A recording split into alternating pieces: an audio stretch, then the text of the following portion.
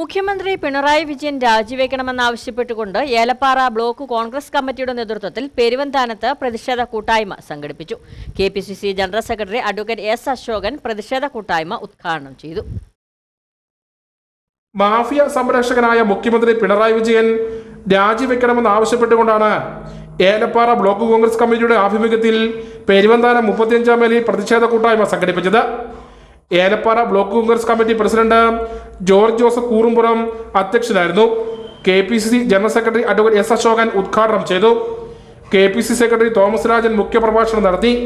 DCC general സെക്രട്ടറിമാരായ advocate Arun Podivara, advocate സെരിയക് Thomas, Benny Peruvanthanam, Sunny Thuruthippally, Sunny Thattunkal, VC Joseph, John P Thomas, Nijini Shamsuddin, Ammani Thomas, Ajith Divakaran, Sasi Pillai, James KJ, Shinoj തുടങ്ങിയവർ സംസാരിച്ചു.